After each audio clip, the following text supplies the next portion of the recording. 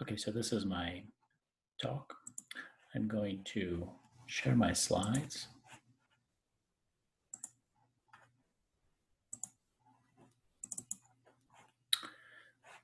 So this talk is high-order asymptotic expansions for likelihood-based statistics with applications to testing for signal presence in particle physics experiments. Joint work with my collaborator Igor Volobov from physics here at Texas Tech and our graduate student Basita. So we're going to have two models that are typical in these experiments. They're both mixtures of a signal density S of x and a background density B of x. The purpose is to find out if there is a signal in the data. And so the mixture proportion here in the mixture model is alpha. And the mixture proportion in the Poisson process, taking into account possibly random sample size, is going to be lambda.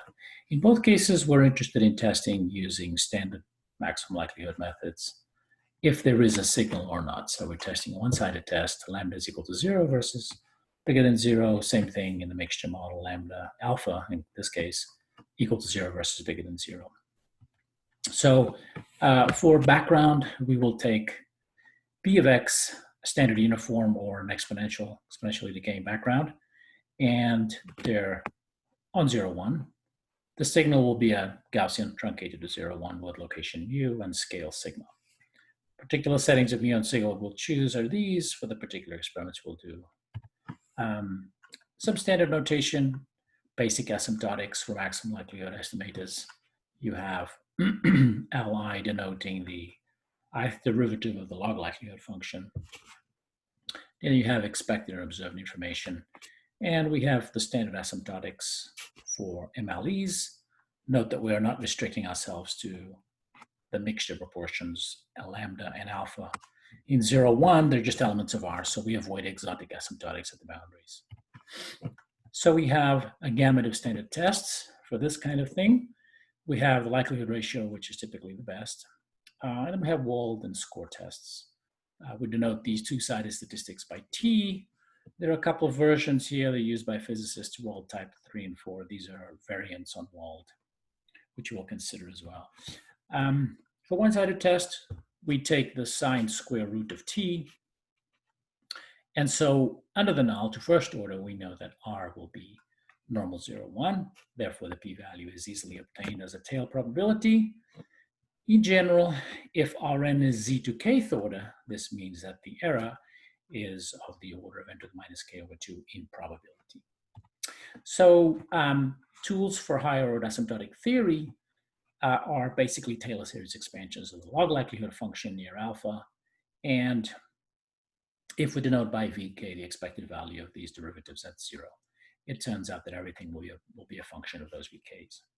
So the Edgeworth type series idea approximates the PDF as a power series, or in these orthonormal polynomials, the Hermite polynomials. The coefficients are obtained by matching the cumulants kj of x by inverting the CGF or cumulant generating function. So in the end, what one ends up with is the typical Edgeworth series approximation for the CDF, capital F of x, which looks like this. So this is where we start to see something new. We have managed to obtain fifth order approximation here, as you can tell by the error. And we have worked out what these beta k's are. In the case of the likelihood ratio statistic, over here, they're mostly 0. And if it's not likelihood ratio, score or Wald, for example, then these will be the values of the cumulants of the betas as a functions of the cumulants of x. So the challenge here now to complete this and make this applicable is to approximate the kj, which are unknown in terms of the vk. This has to be done case by case for each r, required a lot of bookkeeping in the 20th century. In the 21st century, we can replace this with a symbolic algebra system. And what we have done here that's new is worked out fifth order expansions for all the statistics in table 1. Typically, these are given only to third order in classical texts. And along the way, we corrected some typos that we found in existing books, like in Severini. If we introduce these four functions of V's, these are dimensionless and location scale invariant expressions, then it turns out that we can write all the cumulants of the statistics in terms of these four quantities. And as an example, for the score statistic, the mixture model and Poisson model, these are the values of the cumulants in terms of those four quantities. If you step back a little bit and ask yourself, why do you need higher order asymptotics, all the complexity? Well, when n is small, then the asymptotics may not hold very well, and that would be one reason. Typically, the bigger reason is that we want a very low type error rate, a 5 sigma, which is standard in physics experiments. And this is of the order of 10 to the minus 7. So that puts you way out in the tail of the normal 0, 1. So that's why we need this higher order stuff. Quantifying deviations from normality is one way to assess how well these do. The normal approximation error, which we're defining as delta R, is simply the difference between the CDF put on this normal 0, 1 scale and what we observe. So with the Edgeworth approximation, we expect these to be equal, R tilde to equal R2, and to an accuracy of n to the minus 5 over 2. If R is exactly normal 0, 1, notice that delta R will be 0. Large values of delta R means that the Edgeworth approximation had a large effect in normalizing R. So let's have a look at some results. If we focus on the likelihood ratio statistic here, we see various lines. The solid one is the simulation, so that's the truth, the delta R. And then starting at the red, which is the second order Edgeworth expansion, all the way up to purple, fifth order, we see that they get close to the truth somewhat. This varies.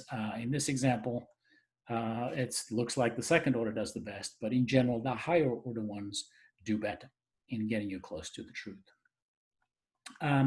There is one other line here, the saddle point approximation, which I'll explain in a little bit. The other thing we want to get from this is how close is everything to the normal 0, 1, which is the horizontal line here, the 10 to the minus 7 p-value, the 0 line.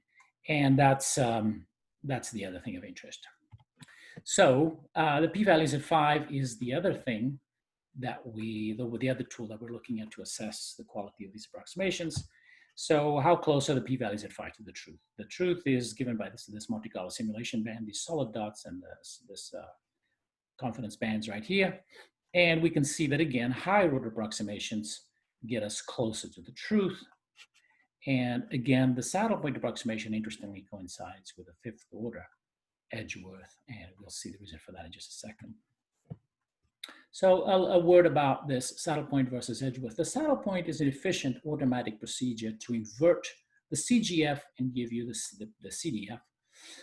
It has to use the entire cumulant generating function if both Edge and SPA give the same. If they use the same cumulants, then they will give you the same FFR, provided the CGF is convex. But the thing about Edgeworth is it requires painstaking analytical computations as M changes, whereas SPA remains the same. So the novel idea we had here was to convexify the CGF by doubling the number of cumulants. We're able to work out 6 typically.